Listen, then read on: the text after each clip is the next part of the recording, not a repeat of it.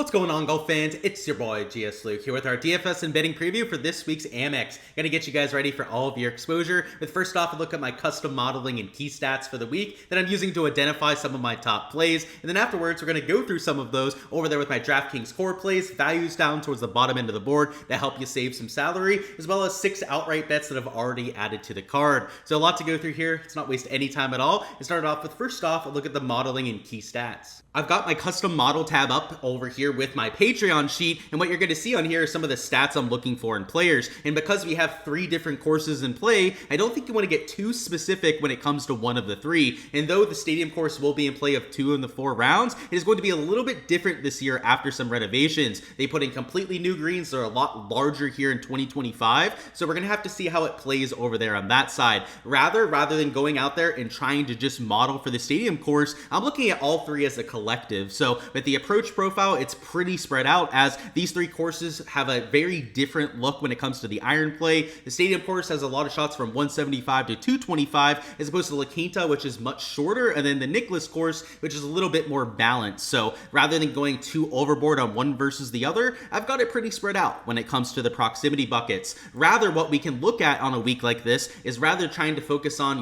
driving stats for one specific course, whether left or right misses are worse at one specific course. I'm just trying to look at the stats that apply to all 3. And when we have a 20 to -30 winner here, birdie or better percentage is going to be massive. Putting on these POA overseeded greens, which is the surface for 2 out of the 3 golf courses, is going to be massive on a week like this. And if you're going to look at anything driving wise, driving distance is helpful at Nicklaus and La Quinta, as you have a few drivable par 4s, but it's much more about the accuracy around stadium. So I think that's the one maybe key stat you throw in there going after the stadium course.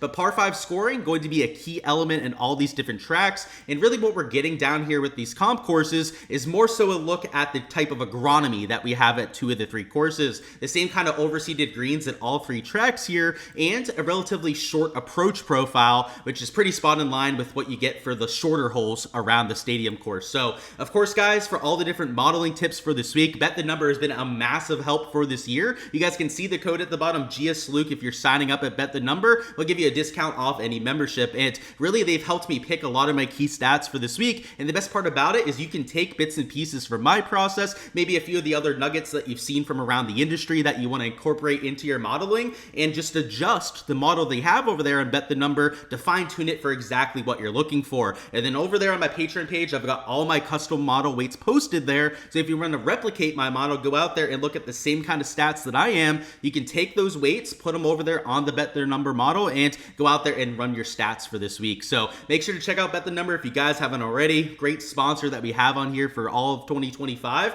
Some of the most in-depth research that you can possibly do on these golf courses, the best player breakdowns if you click on all their profiles, and they're adding a lot of prop stuff on there as well. So nothing but nice things I can say about Bet the Number. But now let's take all of these key stats, let's take this modeling and apply it into some plays out here for this week.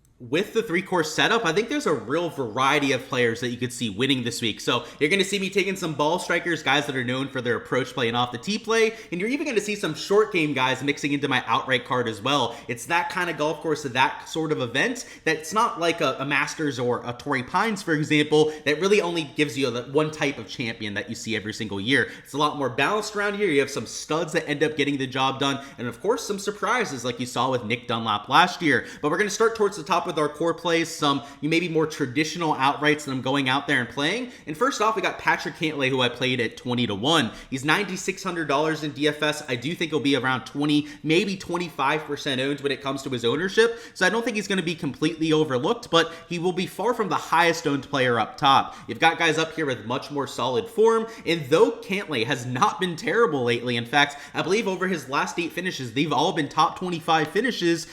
He's not quite on the same level as a JT, who's gaining over 2 strokes per round. He's not quite at that Sun GM level, who's gaining nearly 1.5 strokes per round. Cantlay just slightly lags behind at just over 0.6 strokes gained per round. But if you take a look at the shots gained metrics, they've been pretty spot in line, pretty on brand for Patrick Cantlay. He's usually the sort of player that gains across all 4 stat categories, kind of like his friend Xander Schauffele, who does a lot of the same. Cantlay, though, really started to turn it on out there at the Century. He had one of the worst round 1 performances of anyone in the field. field, but by the end of the week was able to get it to a T15 finish that included a nuclear second round, also a really strong ending to the week, which capitalized and showed that the kind of potential that he has going forward. And what I like about this event, and course history is not the biggest deal around a 3-course setup like this, but he's played extremely well. So the last 2 years, maybe not so much. That T52 is far from what we wanted, but T26 is getting a little bit closer, but he's gone 9th, 2nd, and then his other start at this event before that second place finish was also a T9 finish when he was relatively new to tour. So you're talking about somebody who has 3 top 10 finishes in his 6 starts around here, has had a decent shots gained record lately, and even if we zoom out a little bit, it's much of the same. Gaining across all 4 stat categories, is slightly into the positive with the shots gained putting on POA, and though the numbers historically, at least if you take a look at all the events that have this POA surface, he's not the best putter that we have in this field. If you take a look at just the AMEX in his weeks here specifically, he's had a lot of those good finishes and a lot of really good putting weeks at the stadium course. So we don't have the shots gained metrics for 2 out of the 4 rounds, so it's hard to say how he's been putting over there at the Nicklaus course of La Quinta, but at least at the stadium course, which will look a little bit different on the greens this year. When I add that, right, they've completely restored the green complexes here in 2025. I like him there at 20-1. He's at 15, 16-1 on most of those sports books now. I was able to grab that before the Xander Schauffele withdrawal. Also Denny McCarthy, who withdraw a little bit further down the board. So you might not be able to quite get that 20-1 that I did, but if you're able to grab that early in the week, you probably feel pretty solid about it. DFS-wise, if he's going to be about 20% owned, he's not the sort of guy that you're getting a bunch of leverage on towards the top end of the field, but at $9,600, you're getting a ton of win equity. I mean, he's getting closer to that 15-1 number,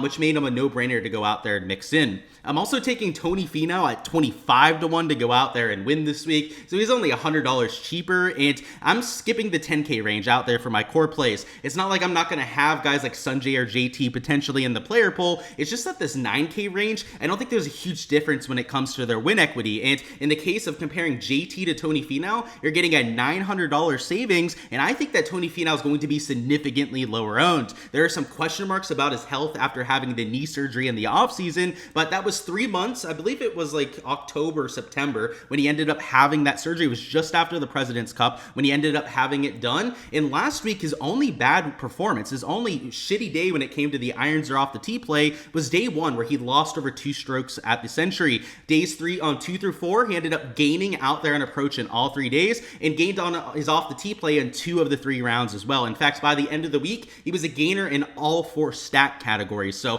for the fact that he hadn't played any professional golf for like 3-4 months, the fact that he hadn't even been able to practice as much as he wanted to, having recovered from that, I believe it was a meniscus tear that he had cleaned up with his scope over the offseason. Tony Finau loves these greens, and that's really what I want to hone in on here, because the ball striking looks good enough to me last week. It looked like he was getting sharper and sharper as the week goes on, which I think is only a positive heading into this week, but he gains on these POA overseeded greens. If you take a look at last year, a lot of his top performances, his top 5, top 10s came on this exact surface, and if you compare it to his last 24 round baseline, he's nearly a half a stroke better per round on this POA overseed than what you've had lately. So just showing you that baseline, which this is coming from a long time ago because he hasn't played other than the Century. You can see that he was okay off the tee, mostly gaining on approach, but he was losing nearly half a stroke putting, which was the huge problem, huge Achilles heel that he had towards the end of last year. But other than that, he was going out there playing his usual golf, maybe not his best. That lagging knee injury may have really been bothering him towards the end of last year, and now that it looks like he's back to ball striking it like he's used to, we're getting him on these greens that have been very favorable for him in the past. I really think this could be a big week for Tony Finau. And if we take a look at the event history, he's been pretty solid here over the last 5 starts. His only finish outside the top 25 was 3 years ago when he had that T40, but he has a T16, T25, and also a 4th and 14th place finish over those last 5 seasons, showing you that he has some upside at a birdie fest like this. In 25-1, if he's going to go out there and win, he's going to have one of those spike performances with the putter, but we saw it happen at the 3M Open. We've seen it happen at events like the Rocket Mortgage Classic. When he goes out there and he finds magic on the greens, he can be almost impossible to beat, even at an event like this. So last week, by the way, he had a really good putting week, especially compared to his standards. A completely different surface over here on these POA overseeded greens, but considering that it's been his best surface out of any of them on the PGA Tour, maybe he's going to continue that momentum that we saw last week. And if so, at 25-1, I really like our chances on this outright bet. Worth noting that the outright number has started started to shift down ever since having those withdrawals, and I think you might be able to find him close to 25 to 1 on a few spots, but is closer to 20 to 1 on most of them out there now.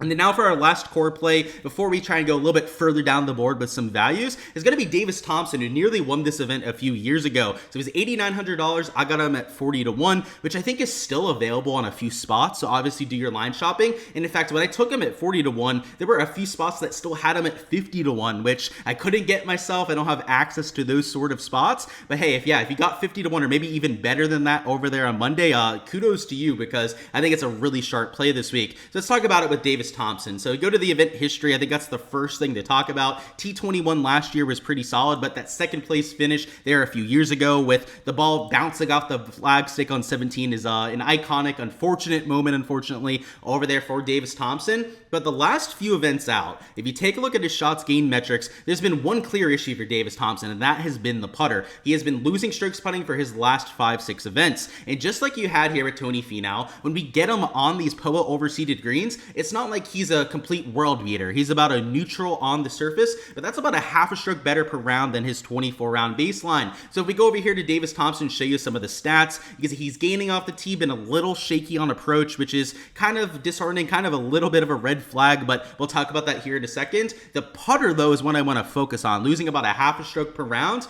Even if he's only a neutral this week, that's a 2-stroke difference over a 4-round sample size. We go to the last 12 rounds, though, I'll show you why the stats are so bad on Thompson. Lately, it's been even worse. He's been in that down stretch lately. The fall swing was not all that favorable to Davis Thompson. Didn't really have as many top-end finishes as you'd expect, but his top-end finish did come at the Shriners, which is a similar test to what you're going to get at the Stadium course this week. So I like him at these sort of tracks. He's played very well when we've gotten him to the AMEX, and if you take a look at a lot of the key stats that we're looking at, he fits the approach profile particularly well. Usually one of the better approach players that we have in this field. Maybe not lately. We'll have to see if he can bounce back in that category. Solid off the tee, and then if you look at the birdie or better percentage in par 5 scoring, you're talking about a top 20 player in the field in both categories. So I love the course fit here. It's really, we're looking for guys with birdie or better horsepower, and considering that Davis Thompson and his only win on the PGA Tour came at the John Deere Classic, which is another one of those courses where nearly 30 under par wins, he's shown us an ability to get to that kind of score. I mean, finishing runner-up at this golf tournament is nothing to scoff at a few years ago. So at 40 to 1, maybe he'll get his revenge this time around. And in DFS, I don't think he's going to be super popular. I know we didn't talk about the Tony Finau ownership all that much, but I think he'll probably be closer to 15 to 18% owned.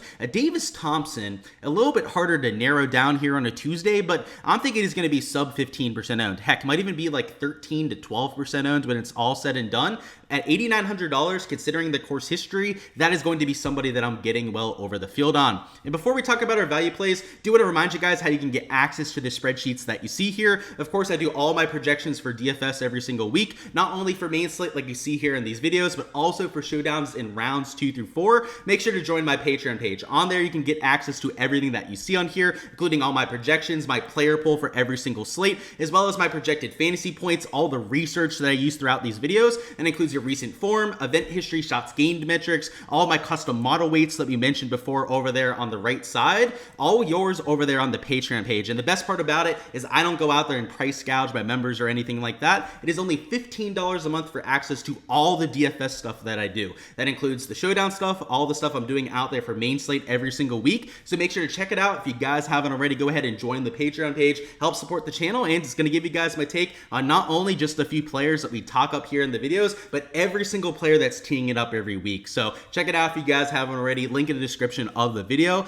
And now let's talk about some value plays down towards the bottom end of the board. So next up, we got Tom Hoge, who, if you guys saw my course breakdown, he's arguably my favorite play of the entire week. And it's not so much that I think he's going to win this event. I still did take him for an outright at 60 to 1, which, by the way, has gotten a lot shorter on most of those books out there. But he's got some of the best numbers of anyone in the field when it comes to his putting on this POA overseed. In the last few weeks, he's been lighting it up on approach, and he's been gaining with the flat stick. And it's been on Bermuda grass greens, so a little bit of a different grass type for what we're gonna get here. They are Bermuda grass greens, by the way. They're just overseeded with that POA, so they play a lot differently than that Bermuda. But now we're getting him on a surface where he's arguably even better than what we've seen lately. And if you take a look at the last 12 measured rounds, I mean, he's been lighting it up. Maybe not the best off the tee, but he's gaining over a stroke per round on approach. He's gaining around the green and then gaining half a stroke per round with the putter. And even if you zoom out a little bit, which brings him down to earth just a little bit, he's still gaining half a stroke approach per round. He's still gaining over there with the flat stick.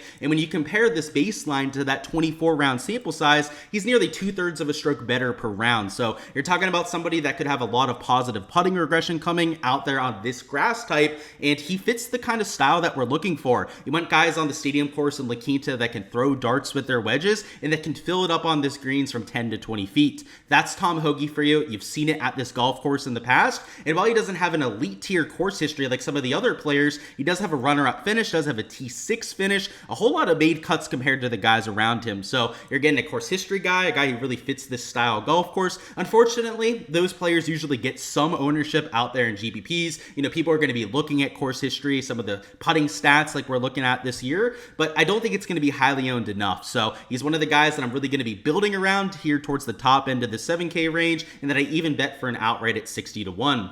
Next up, we got another outright here at $7,600. I also played him for an outright at that 60 to 1 number, and that is Sepp Straka, who has had a decent course history around here as well. So if we go down here, the last few starts, T49 cut, maybe not what we're looking for, but did have a T4 finish there 5 years ago. And if we take a look at the shots gained metrics, he's doing it just like a Tom Hoge. He's gaining about a stroke per round when it comes to the approach play. Maybe not the best when it comes to the putter, but just like Hoge, if you take a look at the shots gained putting on overseas, he gains over a half a stroke per round, which is a half stroke better than his 24 round baseline. And even if we zoom out a little bit, Straka has been electric with the irons. He's maybe a little bit worse when it comes to the off the tee play, not gaining nearly as many strokes to the field, but he's been at least a slight positive out there in that category, and then gaining 0.75 strokes per round on approach. This is the sort of player that's going to set up plenty of birdie opportunities. It really just comes down to how many he goes out there and capitalizes on. And now that we have him on a surface where he's been a huge gainer over the last year, I think that it's all signs pointing up out there for Sepp Straka. So at 60 to 1, I thought it was more than a fair enough number, but in DFS, where kind of like Hoge, I see him getting some ownership. That top 4 finish, some of the iron form heading in, is going to put some people onto him in their lineups. I'm not sure if it's going to be enough steam. So if these sort of guys are in that 10 to 15% range, I'm probably playing them in 25 to 30% of my lineups to go out there and get that leverage to the rest of the field. And then the last guy we're going to go through here is going to be Mackenzie Hughes down here at $7,100. So he's 100 to 1 to win. He was 110 to 1 on a few spots when I went out there and bet it. Unfortunately, right, I've only got Hard Rock Bet down here in Florida, so there's only so much that I can do, but he's somebody that really fits this style of golf course, particularly when it comes to the shots gained putting. Just like the last two players, he's a huge gainer on these overseeded greens, gaining over a stroke per round in that category, which is already elite tier stuff, but even compared to his baseline, which is one of the best putters in the world, that's over a half a stroke better per round. So, you know, some people may say like, oh, he's a good putter. No duh, he's going to go out there and gain strokes. He's been even better on this grass type than what we've historically seen. And if you take a look at Mackenzie Hughes' last few finishes, in 4 of his last 6 starts, he's gone out there and finished in the top 8. So you're talking about somebody who's had a lot of ceiling performances lately, in that he's had a few missed cuts. Like last week was a horrible missed cut. In the middle of that stretch, the other non-top 8 finish was like a T57 or something like that. So he's used to having some of these down performances. In fact, before this recent stretch, he also had a few starts where he ended up missing the cut before it. So he's a little bit of a volatile player, but that's what we're looking for out there in DFS and GPPs. Alrighty guys, that is all I've got for this week's DFS and betting preview. Before you hopping out of here, go ahead and smash that like button for me. Also comment down below who you've got as the winner for this week for a chance to earn a free month on my Patreon page. On there, of course, is where I'm posting all my projections and player pool stuff. So for a chance to earn that, just give me the winner for this week. It's a first come, first serve basis. So whoever goes ahead and comments a player first will be the one that is eligible to win. So first off, make sure that no one went out there and stole your player, and go ahead and give me your winner for the AMEX. Best of luck with all of your exposure, whether it's out there with the giveaway, your DFS lineups, or out there with your outright bets. Hopefully we can make it one that's out there into the green. And make sure to stay tuned for, first off, our DFS live stream, which will be tomorrow night at 7 p.m. Eastern time. We'll go over all your questions down there, weather report some of the DFS ownership trends, as well as our showdown live streams for rounds 2 through 4. Those will be over there on the Ship It Nation YouTube channel, so make sure to subscribe over there so you don't miss those when I'm going live, as well as our betting and DFS live streams, which will be afterwards over there on my YouTube channel. So we're gonna have all of that to come out there throughout the weekend. Best of luck with all of your exposure for this week, and let's go out there and get it for the AMEX.